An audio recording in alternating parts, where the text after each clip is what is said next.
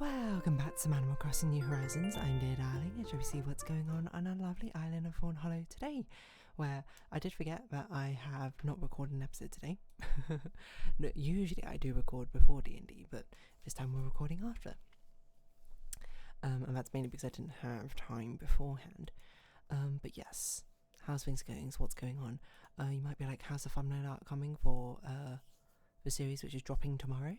I think it will probably be pushed to Wednesday, just because it's not that I don't think I can finish a thumbnail art in time. I actually think I can finish it today. I just don't think I can do it and also edit the video together today, maybe. So at least giving me one more day should be okay. But good evening, everyone. I'm here with a late night broadcast. Hope I can get through this. Right now it's 12:15 AM on what should be Monday, July 21st, 2025. But what should we talk about today? How did D&D go? I think it was a pretty decent session, pretty good session. I mean, what even happened to it? I mean, it was mainly a lot of talking, to be honest.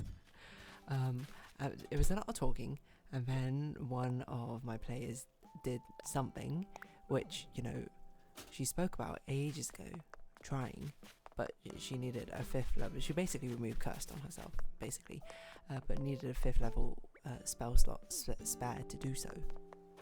And then, you know, when she first mentioned that, you know, I had to be like, how should I rule that this works? Because, I mean, to pull the curtain back, obviously I don't want it to be completely boring, but the most boring answer, and probably the most true answer for a lot of plot cases, would be that you try and remove curse on yourself and it doesn't work, because otherwise, you know, there is no plot or something. You just go, oh, the curse is stronger than what remove curse can remove. And I did consider that, but then I was like, that seems a bit unsatisfying in a sense, when I feel like I can do a bit more with this plot point.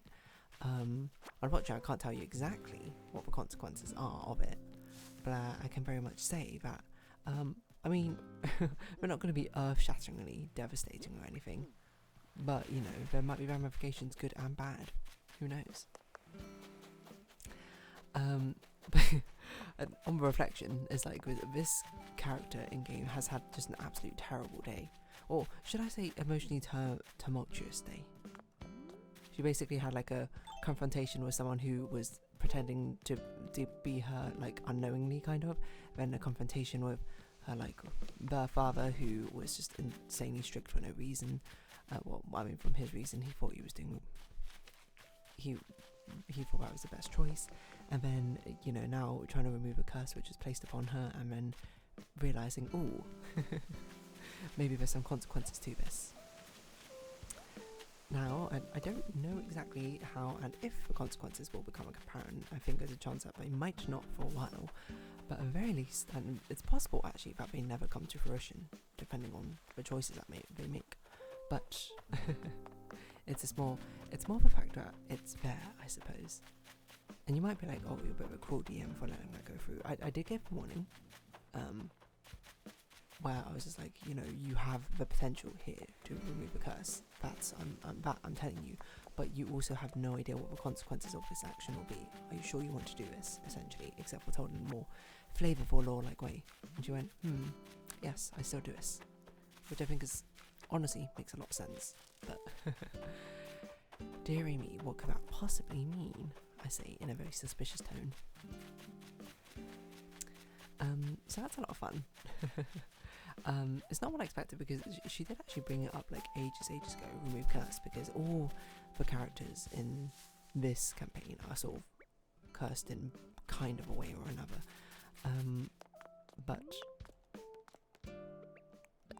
And it's sort of just like, how will the curse interact with each of them? And I think the real trouble there is not so much, you know, the idea that there could be a curse removal, but it's more like, how do you make it interesting, you know? And how do you also do it such that it doesn't completely invalidate the entire story progress? Because at the end of the day, even if my players could do it, I don't think they want a story progress where it's like, oh, you know, we run the story, oh, I can trivially solve it with a level 5 spell. That seems just a tad boring, no? So, it's all about making it a little bit more interesting, giving it a little bit more depth to what's going on. So yeah, that's what happened. There's not really much more I can say about that. I was meant to talk about the F1 movie. I forgot today because I watched it over a weekend with some friends. But I legit forgot to talk about it. So, whoops, sorry. I guess I'll talk about it a different time. What should we talk about instead? I just want to play more Blueprints. I'm going to be 100% real for you. You know what I can talk about? I can talk about the fact that I became an affiliate on Twitch, which is very exciting, and it's also kind of surprising that I've become an affiliate on Twitch faster than I've become, a partner on YouTube? Whatever monetization you need on YouTube. To be fair, YouTube algorithm is probably a little bit brutal to fight against. Oh, sorry, wait, no, hold on. I do have a membership thing on YouTube, but I don't have a continue to grow. Because membership means what? You can become a paying member, but I haven't applied for that because I'm just like, if I apply for it, there's going to be literally nothing you can do as a member. Like even right now, it's a Twitch subscriber. If you subscribe, which again, no pressure to. You shouldn't need to. It's literally just better because it was an option. But if you want to financially support this, then so be it. Even subscribing right now gets you, well, nothing. And I'm just sort of just trying to figure out what would be like an adequate reward. Obviously, I want to put in some sort of nice announcement animation thing, which is not just the default. Just something a bit more interesting. And then also some sub badges or whatever will probably be a lot of fun. But yeah, I mean, it's very exciting because I didn't realise how close I actually was to affiliate status, mind you. I was consciously aware of it before, but I thought upon reading requirements, I was like, oh, I would have to stream 8 times a month or something. I would have to stream a lot more hours than I currently do. And I was like, I'm already pressed for time extremely. I cannot imagine pressing myself even further with time to get 2 streams in every single week. But I've got to give a shout out to Blueprints as being one of my main motivators. Before I was like, oh, I'm busy this weekend, or I need to do things, should I take the day off streaming? Blueprints has very much been the motivation I need to be like, no, let's try and keep with a consistent schedule, and then sooner or later it will be like nothing, it will just be part of the diligent schedule you keep to. And then lo and behold, with that, I stream 4 times in a row with, I can't remember what you need, it's an average of 3 viewers and something else, 50 followers I think, and it qualified me after that full stream for Twitch affiliate status. I mean, it was amusing, I then lost it until I did the next stream again, but during that time I applied, and you fill out your details, and unsurprisingly it's a lot more involved detail wise than you might expect, because mainly you need to fill in things for tax purposes. You got to make sure that things like this make sense. I will say that in the UK though, you have a free trade allowance, is that what it's called? Which essentially means that a trading allowance, that's it. That for casual miscellaneous income for things which are not related to a stable job profession or whatever, if you earn less than £1,000 a year, you don't have to declare it to HMRC. Once you start earning above £1,000, that's when you need to start declaring it. So yeah, I mean, from my perspective, I can't imagine I'm going to make any more than maybe £4 a month or something doing these Twitch streams, and I'm okay with that. I'm not here, again, I'm not doing it for the money, I'm doing it for fun of streaming and for playing games. But yeah, it just was a very sort of surprising, fun thing to happen, to be like, whoa, I can suddenly do my monetization now. So yeah, I do want to put some things in to make it a bit more fun, to actually subscribe to. Again, it's sort of it's weird to think about it, because I'm like, am I doing it for motivation? And the answer is no, because again, this is not my livelihood. I don't need subscriptions to survive or anything. I'm doing it for love of the game. But at the same time, I'm just like, if someone is willing to pour to drop a bit of money into this, I feel like at the very least I should reward it, show appreciation in some form, right? I mean, also to be fair, I think you can subscribe without actually paying money in the first place, right? Because you can use Amazon Prime subscriptions. I don't know if that's still a thing, but at least it was back when I had Amazon Prime, is you'd be able to subscribe to one stream a month using it. So I've just subscribed to Northern 9, of course. I think one of the months I subscribed to Keen, the TFT player, but that's about it. And I'm also at the stage where I'm a small enough scale streamer where it's actually like I can go on big sort of parade like speeches, I suppose, if someone subscribes, because it becomes a point when you become so big but you get like subscriptions every second. If you thanked every subscription, you would just not have room to breathe, essentially, right?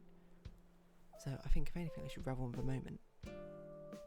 So yeah, I don't know, check me out on Sundays 2 to 5 UK time, see if I'm streaming, and then if you want and you have a Prime subscription or you have a money that you're willing to donate, subscribe, why not?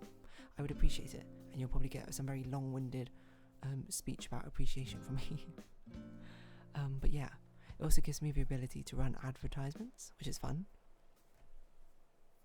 which gives me really just no money whatsoever, I think, which is kind of the point. But I'm just like, there's a lot of times I have a bit of downtime, like right at the beginning, right in the middle, right at the end of a stream, so I'm just like, it just kind of makes sense, just roll an ad.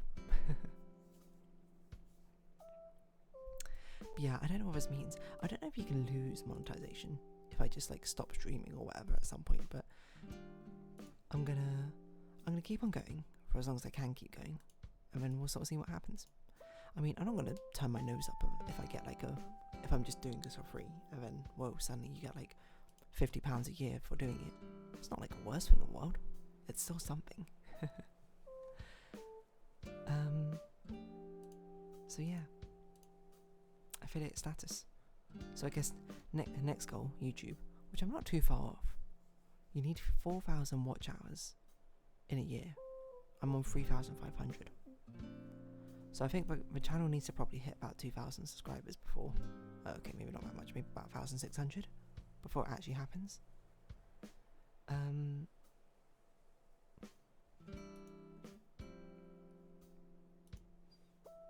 But yeah, I mean, I could apply for membership now. Again, I don't know what I would do with it.